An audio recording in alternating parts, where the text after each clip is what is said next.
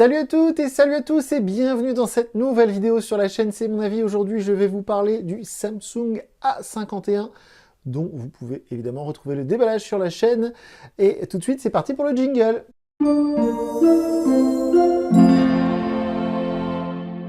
Donc ce Samsung A51, évidemment, comme je vous le disais, vous pouvez retrouver la vidéo de déballage sur notre chaîne.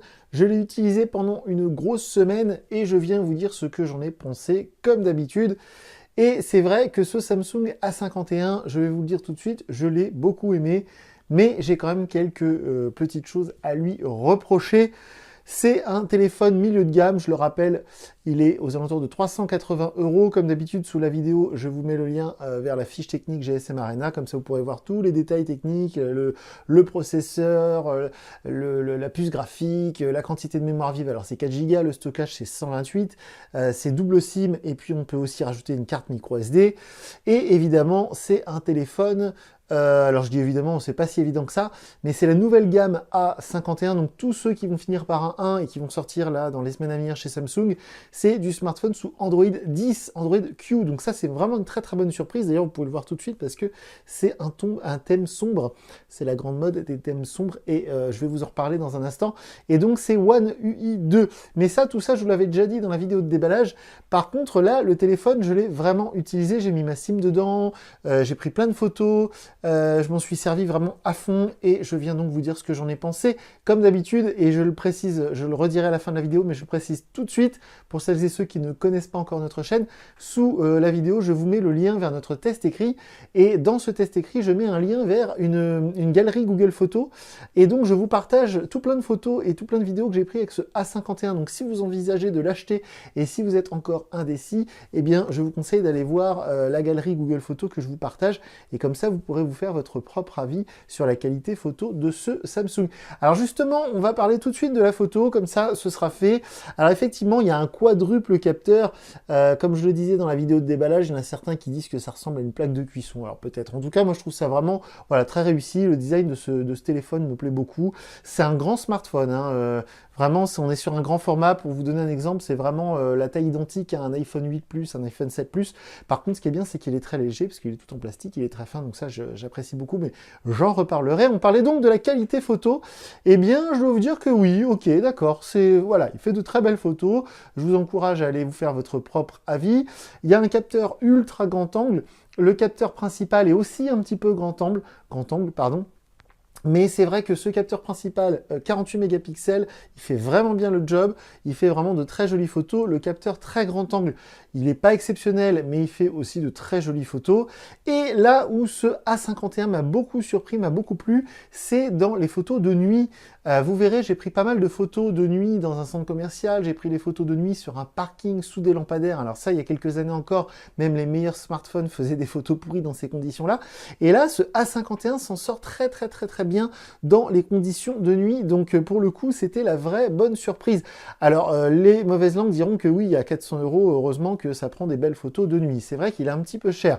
Alors d'ailleurs, je rebondis tout de suite là-dessus. La partie photo, pour moi, elle est validée. C'est vrai que les capteurs sont de bonne qualité. Les photos qu'on prend avec ce téléphone sont vraiment réussies.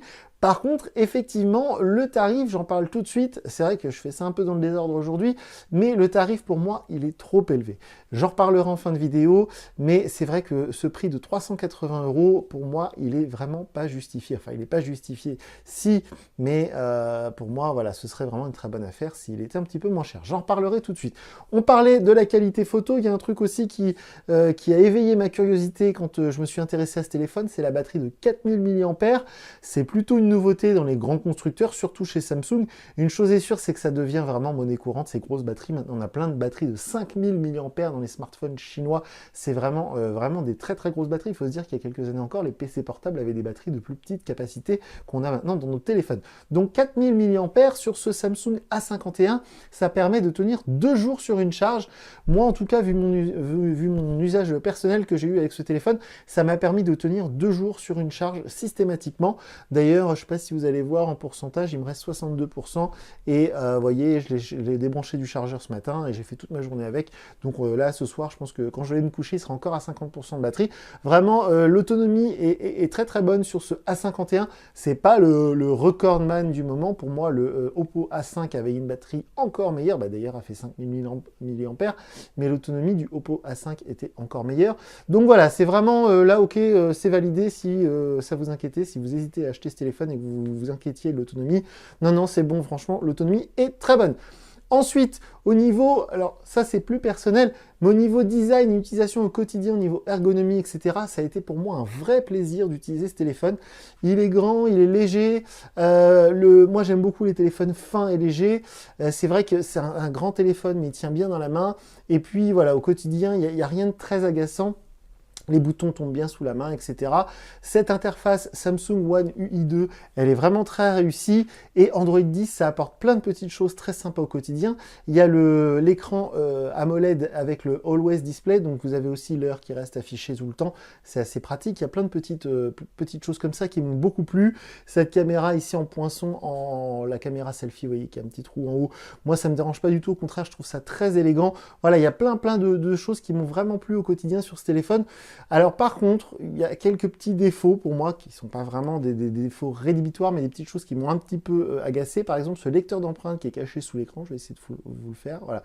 Une fois sur deux, il ne reconnaît pas mes empreintes, je les ai reparamétrées, j'ai fait plusieurs doigts.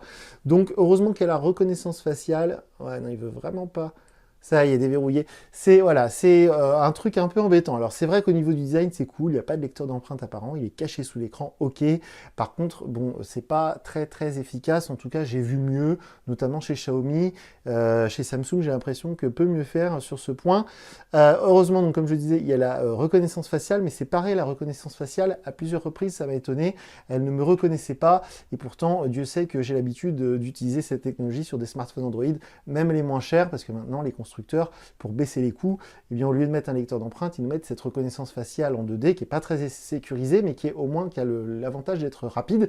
Et là, malheureusement, peut-être qu'elle est plus sécurisée que d'habitude, mais à plusieurs reprises, je me suis agacé parce que quand le téléphone est verrouillé, on a cette petite animation en haut, voilà, le petit rond qui tourne autour de la caméra, et puis ça ne me reconnaissait pas, donc obligé soit de poser mon doigt, soit de faire mon code. Voilà, c'est un petit truc tout bête, mais au quotidien, bon, voilà, c'est à 2-3 reprises, je me suis un peu agacé là-dessus. Par contre, c'est vrai que l'écran AMOLED, c'est un vrai régal. Comme vous pouvez le voir, j'ai mis un fond d'écran exprès très sombre parce que sur Android 10, on a le mode sombre, donc tout est sur fond noir, même les menus des réglages, c'est vraiment un kiff. Alors c'est vrai que j'ai l'habitude de ce mode sombre, et puis en plus ça vient à la mode, là tout le monde le fait. Ça fait déjà quelques mois que j'ai ça sur mon iPhone, mais c'est vrai que là avec un écran AMOLED sur Android, c'est un vrai régal. Ça y est, ça arrive, j'espère que tout le monde va l'avoir parce que déjà d'une, c'est un confort pour les yeux, de deux, je trouve ça vraiment très stylé. Quand on a un écran AMOLED comme ça, on voit même plus les bords de l'écran, c'est impossible de savoir où est-ce que l'écran s'arrête. C'est vraiment un kiff. Donc c'est vrai que si vraiment, comment dire, vous aviez un peu peur comme moi que ce Samsung soit bourré de bonnes choses, mais que l'interface One UI vous gâche l'expérience, bah, pas du tout. Pour le coup, Samsung, ils ont vraiment rattrapé leur retard. L'année dernière, quand j'ai découvert One UI qui remplaçait TouchWiz, je me suis dit, oula, ça y est, Samsung, enfin ils ont compris que TouchWiz, on n'en voulait plus. Et puis One UI, la première version, c'était un peu tiède. Ça y est, là, j'ai l'impression qu'ils ont vraiment sauté le pas. On peut paramétrer plein de trucs, on peut changer la taille des icônes, on peut vraiment faire plein de choses avec cette nouvelle interface One UI. Donc vraiment bravo Samsung, pour le coup, vous avez bien rattrapé votre retard.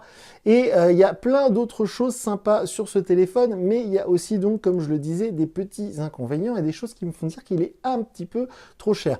On n'a pas de charge sans fil sur ce A51, on est presque à 400 €, donc ça fait un peu mal aux fesses, excusez-moi de l'expression. Un petit truc tout bête aussi, on a juste le haut-parleur en bas, on n'a pas de stéréo, donc pour un très grand écran comme ça, quand on regarde du Netflix ou autre, c'est quand même ballot, on n'a que le son qui sort en bas comme il y a 10 ans, donc vaut mieux avoir des bonnes oreillettes sans fil ou un bon casque. La charge rapide, elle est vraiment pas très rapide. Pour obtenir la charge complète, même moi qui ai un chargeur vraiment costaud, il faut au moins 2 ou 3 heures. Je crois que j'étais même sur 3 heures. Hein. Quand on part vraiment genre à 5% et qu'on veut 100%, c'est très long. La charge rapide, je crois qu'on a 18 watts. C'est vraiment pas le top du top.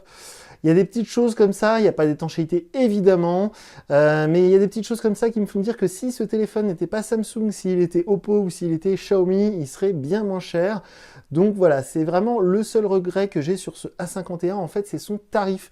Je me dis que ça, si c'était du milieu de gamme, si c'était un téléphone, alors peut-être 329, 350 grand max, et si c'était un téléphone à 299, ah bah alors là, ce serait vraiment la star de l'année.